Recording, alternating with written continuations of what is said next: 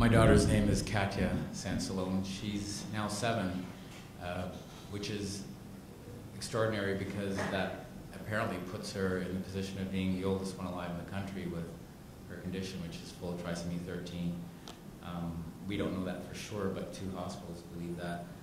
And I was really moved by Wendy's stories. I'm hearing it now. And you know, there really are similar themes in a lot of these stories. I think in our case, she mentioned it was about making the right decision and fighting a system that largely just does not want to give access to medical resources for these children who are developmentally disabled or have prospects of being profoundly developmentally disabled. Katya is an extraordinary little girl. She's certainly developmentally disabled, but she's one of the happiest people you'll ever meet. She experiences joy and gives joy to people around her, strangers even.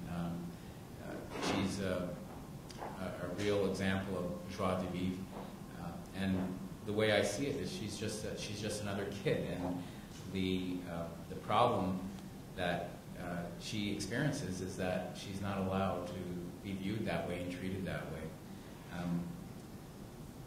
way. Going now to the issue of where the big ethical challenges were with her, it was pretty much right from the beginning. Once they had a diagnosis for her, they made a determination without telling us that this was someone whose life should not be saved. What they told us in the beginning, however, was we had a choice to make. She had a heart condition, which was common for kids with this chromosomal defect, that she would die from if she didn't have a certain kind of life-saving cardiac surgery that is now routine tetralogy of Fallot repair. But they couldn't recommend it because of quality of life issues. And we didn't know much about trisomy 13 or full trisomy 13. My wife's a physician, but in a completely different specialty, and just remembered very little about it from medical school. So we were relying on what we were being told by the physicians and her colleagues, some of whom she would have brushed shoulders with in that hospital. And what we were being told turned out to be false. And it wasn't by coincidence or by error. It was intentional. We were told that the range of outcomes for these kids was that virtually no life expectancy. Within months, they die. That any that do survive, the very rare ones that do survive beyond that, don't have a life that would be considered of quality. That they use examples of kids and people who go through their lives not smiling, not recognizing people, not knowing their family, not interacting socially. And the bizarre thing about this is that there was research 7 years before that we later found out that completely dispelled this myth, and yet they were propagating it on an active basis in a way that would have led to a decision that would have killed our daughter by withholding of vitally needed medical interventions. That was just part of it. So when we found that out, which was by very interesting means, there was one of the resident neonatologists. I remember he had a clipboard, and I remember the study because the title was bold. And when I saw that he had this study on his clipboard and went to look at it, and he referred to it saying, look, we've told you about the natural history of this, it's dismal.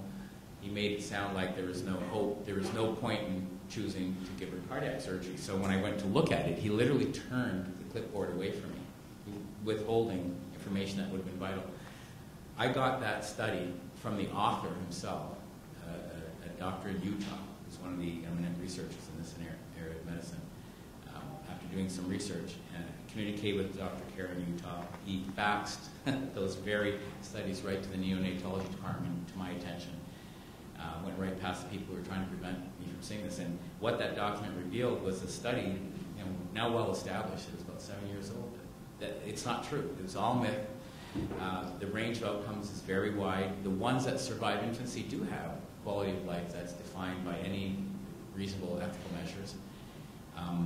And once I got that information and realized that these are happy kids if they survive infancy, there was no question in my mind that she deserved to have and should have the life-saving cardiac surgery. Why would I deny Katya medical intervention that was needed if I wouldn't deny Gemma, my older daughter, or Caleb, my son? They're not developmentally delayed. Why would I discriminate against her? It made no ethical sense whatsoever to me. And at that point, when they realized that we were deciding in that direction, all of a sudden it wasn't our choice anymore. So first we had the choice. It's going to be a very difficult choice, and we'd hate to be in your position, but this is what we suggest. And then when we make the decision, it's, well, you don't actually have a choice after all. So we had to fight them. And it took about 3 weeks of debate. We involved the bioethics community, or they actually initiated an involvement with the bioethics community and within the hospital. And then within the hospital, they went to the broader Ontario bioethics community, and at one of the meetings they had with a good number of attendees, they had an informal vote after discussion about this case, and they all voted unanimously with us. So as a result of that, that really gave the impetus for us to force the hospital to give her this life-saving cardiac surgery, which had never been done before in Canada. Strangely, there are plenty of opportunities to do it, but apparently no parent had at that point been aware, and we could easily see why. The wool's pulled over the eyes of the parents, and they're encouraged to basically dispose of these kids that are going to be burdens to the system. That's sort of the overt side. There was a covert side that's more sinister, I think, than that, because at least this was an open debate and people taking what I think are absurd positions, but at least there was a discussion about it and a resolution. What was happening behind the scenes was worse.